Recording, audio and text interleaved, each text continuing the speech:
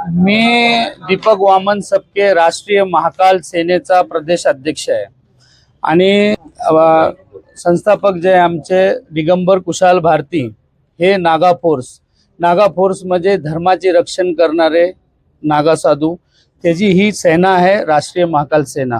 राष्ट्रीय महाकाल सेनेची ही मागणी आहे की गौ हत्या ही पूर्णपणे बंद झाली पाहिजे। जसे राज्याचे उपमुख्यमंत्री एकनाथजी शिंदे साहेब यांनी गौ माताला राज्यमाताचा दर्जा दिला आणि देवेंद्र फडणवीस साहेब राज्याचे मुख्यमंत्री त्यांनी ह्याच्यावरती मोक्यासारखी कारवाई केली। त्या कारवाईला अंमलबजावणीत आणली पाहिजे। 2 पेक्षा जास्त जर केसी झाल्या असतील तर त्या कसाईला किंवा जे गौ हत्या करणारे असे ते कुठल्याही जातीचे असू दे त्यांच्यावरती मोक्यासारखी कारवाई झाली पाहिजे। आणि जे रस्त्यावरती बकरे लटकवून कोंबड्या लटकवून जे प्रदर्शन चाललेलं आहे, दुधाचे दुकानं चाललेत गल्लीत आणि मटणाचे दुकानं लागले रस्त्यावरती, त्याच्यावरती पाबंदी झाली पाहिजे। त्याच्यावरती ते नियम झाले पाहिजे। त्यांच्यासाठी मार्केट दिलेले आहे, त्या मार्केट प्रकारे करायला पाहिजे। रस्त्यावरती ह्या गोष्टीचं प्रदर्शन नाही झालं पाहिजे।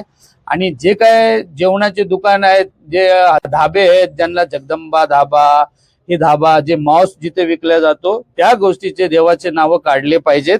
आणि जे व्हेज हॉटेल आहेत त्यांच्यावरती लागण्यात आमचं काही हस्तक्षेप नाही की ह्या मागण्या बंद झाल्या पाहिजेत। आणि ड्रग्स तर आम्ही त्याच्यावरती कारवाई करत असेल फार तुम्हाला मुंबईपासून लोक सांगतील चांगली कारवाई आम्ही केलेली आहे किंवा सगळ्या मुलांनी आमची केलेली आहे। फक्त गौ हत्या ही बंद झाली पाहिजे, त्यांच्यावर मोक्यासारखी कारवाई झाली पाहिजे। आमचा लातूरमध्ये आतिश चव्हाण म्हणून आमचा लातूरचा अध्यक्ष आहे, त्याच्यावरती काही कसाईंनी चाकू सुरे तलवार काढले। त्या व्हिडिओ पाहिजे असेल तर ते व्हिडिओही तुम्हाला आम्ही देतो।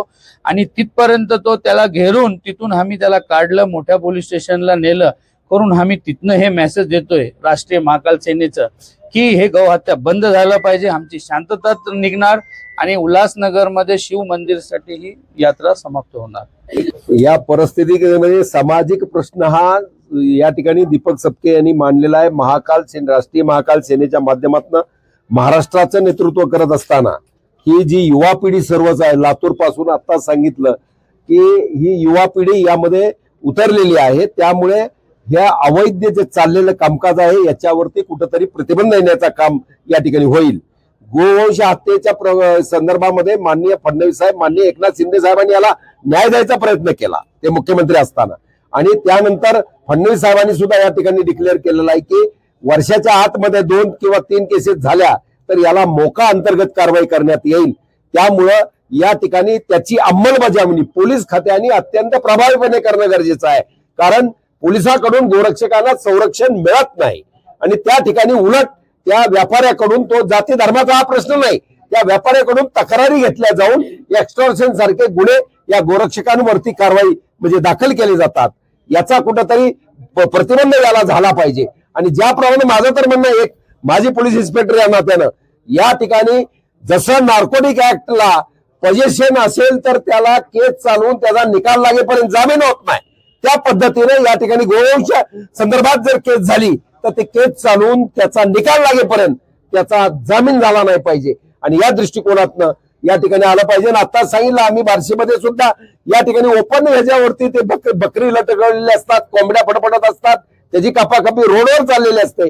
मग सगळे आमचे हिंदू बांधव, जैन बांधव, सगळे बांधव या ठिकाणी मुलं मुली शाळेत कॉलेज या ठिकाणी जात असताना या ठिकाणी अतिशय म्हणजे दुर्दैवी अशी बाब या ठिकाणी त्यालाही प्रतिबंध या ठिकाणी झाला पाहिजे। त्यांचं मार्केट सेपरेट असतंय, त्या ठिकाणी त्यांनी विक्री केली पाहिजे।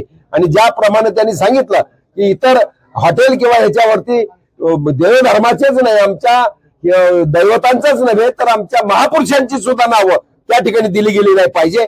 आणि त्या दृष्टिकोनातनं या ठिकाणी हा उठाव या ठिकाणी लातूर वरती हा चव्हाण या ठिकाणी अध्यक्ष यांचे 200-250च्या पुढे या आतापर्यंत त्यांनी गाई आणि वासरं बछडे वाचवलेले आहेत। त्याच्यावरती अन्याय त्या ठिकाणी त्याच्या सगळ्याच मुलांवरती झालेला आता कारवाई एक चालू आहे। आणि ह्या पद्धतीनं हा जाती धर्माचा प्रश्न आहे, तिथं कुणीही सापडला, तो हिंदू असो नाही तर मुस्लिम असो नाही तर कोणी असो, त्याच्यावर म्हणजे मोकांतर्गत कारवाई व्हावी हीच आमची मागणी आहे। ड्रग्सच्या बाबतीमध्ये सुद्धा अतिशय प्रभावीपणे मुंबई आणि इतर भागामध्ये काम चालू आहे।